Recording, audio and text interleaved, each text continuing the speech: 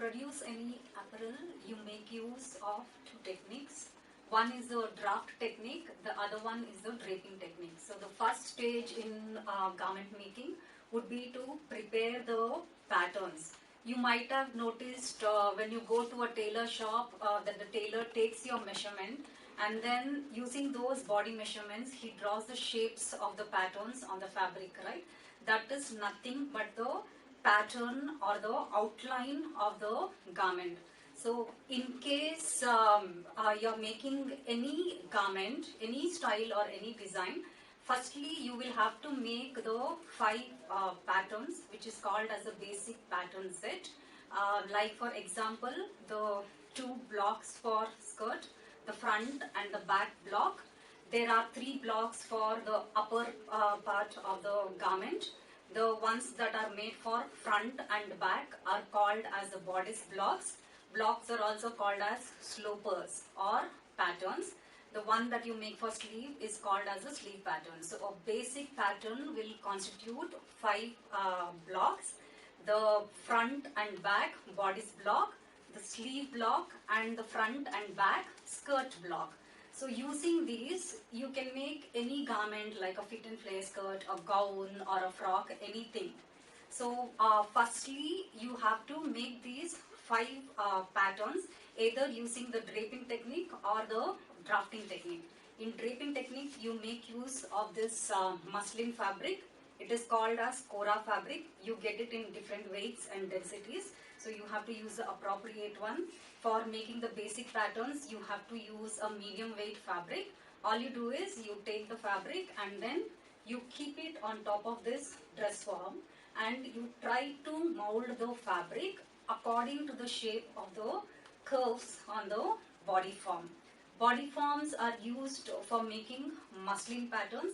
They are a replica of human body. Here you can see that I am using a size 8 dress form. It is available in many sizes like 8, 10, 12. You get adjustable ones too, wherein you can deflate and inflate it to any size that you want. They are more advanced and more expensive. So similarly, when you are making the pattern on paper, which is called as a draft technique, you will take the body measurements and you apply some formula to the body measurements and you will draw the outline of the pattern.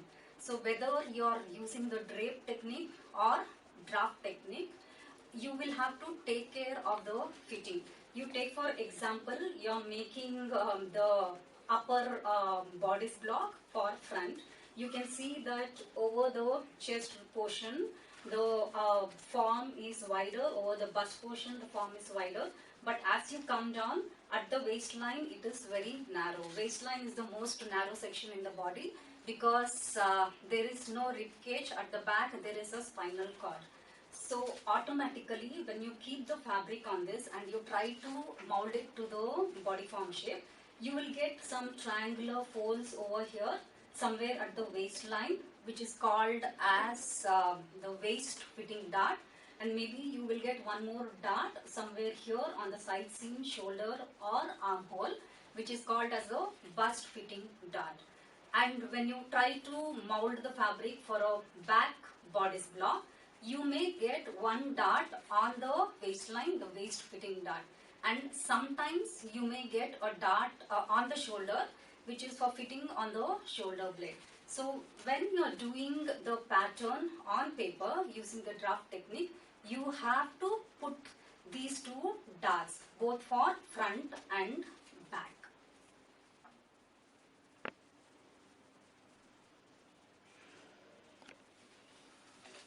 Ready? Okay, start.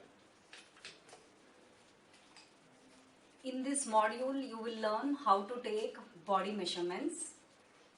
When you are taking the body measurements, you have to take care that the person is wearing a snug fitting garment, not a loose fitting garment, so that you take very accurate measurements. There are 3 important types of body measurements: the horizontal measurement, vertical measurement, and the circumference measurement. Circumference measurements are also called as girth measurements. So let me begin with horizontal measurements. like the bust separation. Once. Like little slow. You do it. That is, can you, like when you are showing, can you keep it for like small moments so I can? Okay, slowly. Yeah. Okay, so shall I start again? How? No, like from the bus. From the bust. No. It was continuous, no? You can cut till I say 3 important measurements, no? From there I'll start. I'll say something else. Ready. Okay, so whenever you're drafting a pattern, you have to use some formula. Like you take the body measurements and either you divide it by 4 or 2. See, when you're making the basic block, the slopers will be symmetrical. You're not going to make asymmetrical patterns, right? So the basic block will always be made for half part of the body. Like take for example a basic skirt block, it is made only for half part of the body. That means supposing you have taken a circumference measurement waist round, you have taken all around it, but you need a point from here till here for the waistline, right? So you divide it by 4. So all the circumference measurements will be divided by 4. And also you can see that at the hip line, the body is wider than at the waistline. So that means there will be some excess fabric at the waistline. So you will have to make a triangular fold. So when you are drafting, you have to take care that you divide the waist round by 4 because it is a circumference measurement, and since waist round is less than hip round, you have to add some intake for dart at waistline. So you add about 2 centimeters intake for dart. And also, since the body is breathable, you cannot make very tight fitting garments. You have to make the garments too breathable. So you add something called as ease allowance while drafting. So supposing you have to draft a skirt, then at the waistline, the formula is going to be 1/4 waist round plus about 2 centimeters dart intake plus 1 centimeter ease allowance. So it is going to be the same formula even for hip round, because even hip round is a circumference measurement. So you divide it by 4 and certain amount of ease allowance.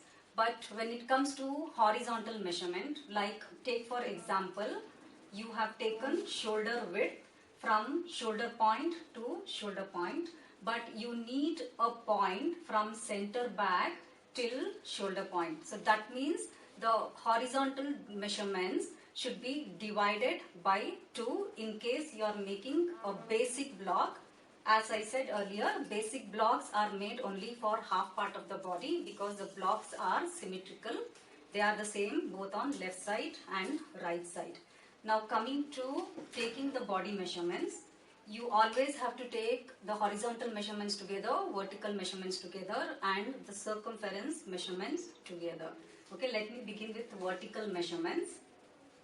For upper garment, you have to take front waist length from highest shoulder point over the apex point and till the waistline. This is the front waist length. Bust height is again taken from highest shoulder point till the apex point.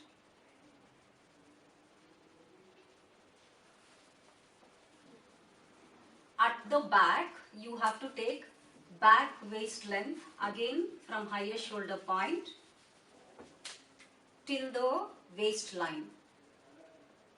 Always the back waist length will be little less than the front waist length. The armhole depth or the side depth is taken from nape of the neck till the armpit level.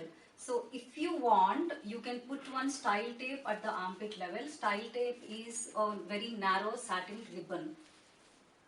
So you measure from nape of the neck till the armpit level. This is the side depth or the armhole depth.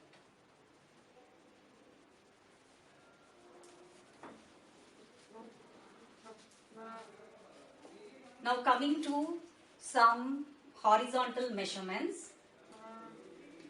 Bust separation, which is taken from apex point to apex point. For front chest, firstly you will have to measure the chest level. So from highest shoulder point, you have to measure down 4 inches. At that level, you have to measure the width from armhole to armhole. This is front chest. For across back, from nape of neck, you have to measure down 4 inches. At that level, you have to check the width from armhole to armhole.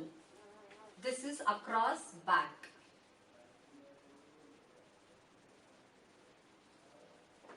For shoulder width, on the back side, you have to measure from shoulder point to shoulder point, and you take care that the tape is not kept straight. You have to keep it over the hunch on center back.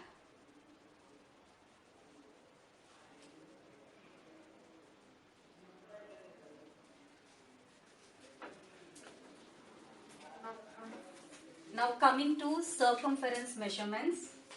Always when you're taking girth measurements, you make sure that you keep one finger between the tape and the body form.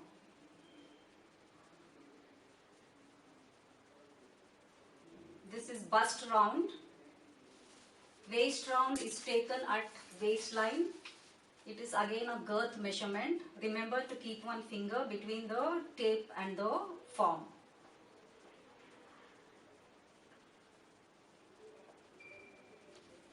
So these are some of the main measurements that are taken for upper garment. It also depends on what technique you are using. Sometimes instead of taking the armhole depth, you may want to take the upper arm round, and you can derive the armhole depth from the upper arm round. You can also derive the side depth from the bust round. So it all depends on what technique you are using. Now coming to the skirt measurements.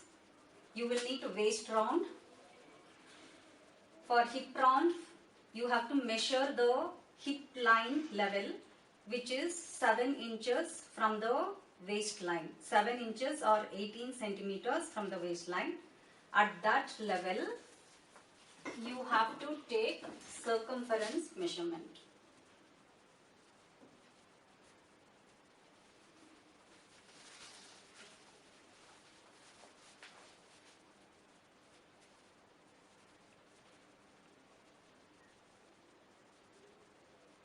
This is hip round.